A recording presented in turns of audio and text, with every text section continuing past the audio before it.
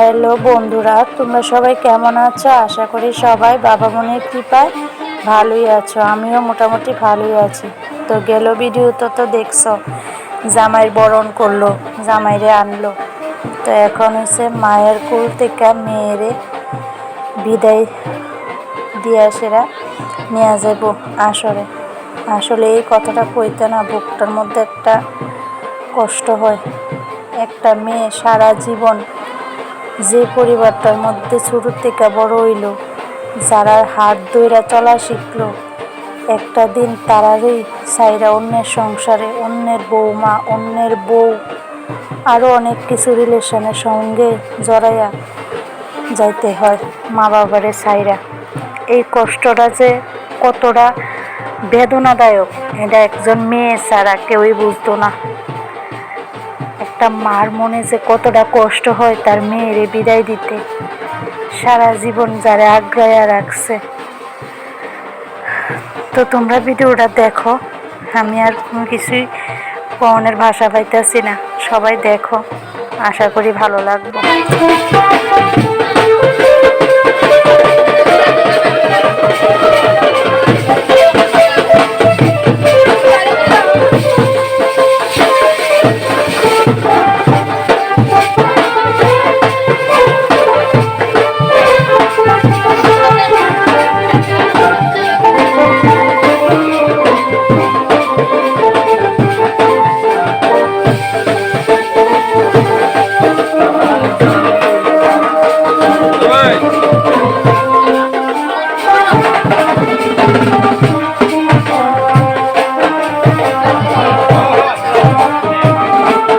এই যে সময়টা মায়ের কোলের থেকে মেয়েরে নিয়ে যাওয়ার রিচুয়ালটা, এই সময়টা যেই সামনে থাকুক না কেন তার চোখে দিয়া তো জল আইবই, না চাইতেও চোখে জল আইব।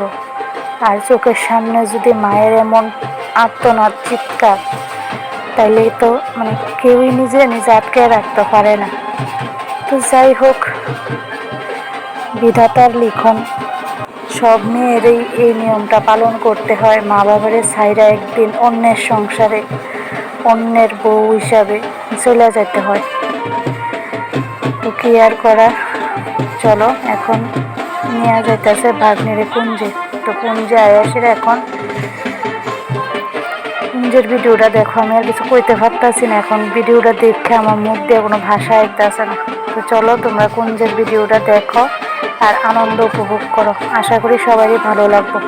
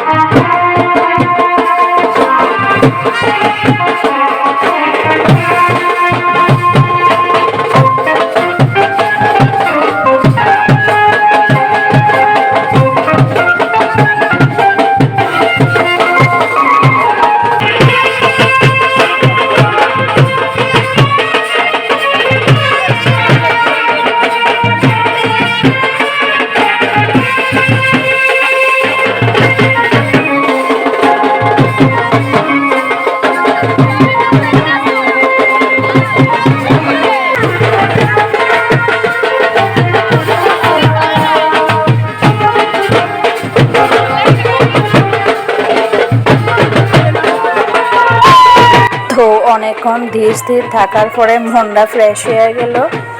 তো এবার দেখো কুঞ্জের মধ্যে শুরু হয়ে গেল সেই রকমের আনন্দ। তো অনেকক্ষণ সবাই অপেক্ষা করতেছিল যে কুঞ্জে কখন নাচবো, কুঞ্জে কখন নাচবো। তো জামাইয়ের বাড়ির থেকে মায়ের বাড়ি থেকে সবাই শুরু হয়ে গেল নাচ। তো এই দেখো কি মজাটা করতেছে। আসলে বিয়েবাড়ির মধ্যে যেমন কষ্ট আছে তেমন আনন্দও আছে। তো কষ্টের সঙ্গে সঙ্গে আনন্দটাও উপভোগ করতে হইব। তো এই দেখো এদিক দিয়ে ফোম স্প্রে করা হয়ে যাইতেছে। তো এখন কিছুক্ষণ পর দেখবা আমারও নাচানাচি শুরু করে দিতেছি। তো সবাই দেখো আর এনজয় করো।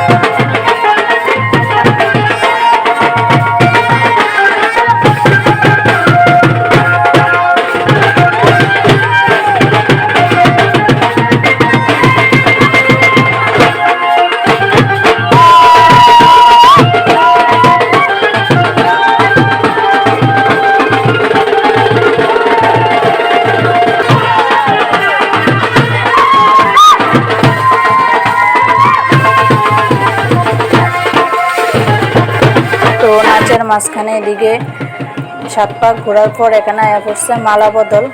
তো মালা বদলের এই জায়গাটা খুবই ইন্টারেস্টিং। দেখো জামাই যখন মালাটা পরাইব তখন ভাগ্নি কিন্তু খুব শান্তশিষ্টভাবে দাঁড়ায় আছে। আর ভাগ্নি যখন পরাইতেছে এই দেখো জামাই কি দুষ্টামি শুরু করছে, বারবার মালা পরাইতে যায় আর জামাই রাজা পিছনে সেটা জায়গা। এই জায়গাটা দেখে তো আমার হাসতে হাসতে কি আর নাচো। এই দেখো বারবার একই জিনিস করতেছে। আর ওই পাশ থেকে বৌদিরা নাচতেছে। তো আরেক বৌদি কী করছে, মাথাটা পুরো ঘাত ধরে নোয়াই দিছে, বউয়ের কাছে নত হও।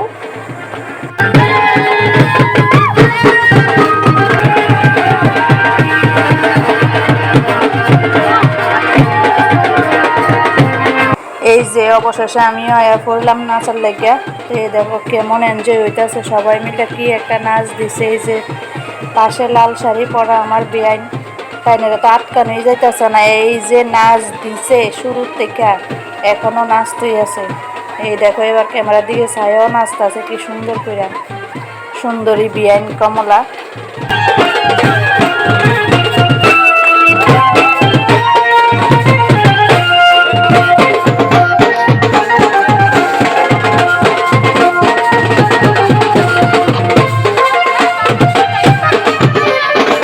কুঞ্জ শেষ করে জামাই বউ আয়া করতেছে, এখন আসরে বইব, তারপর আমরা যাবো খাওয়া দাওয়া করতে। বাগিনার কাজ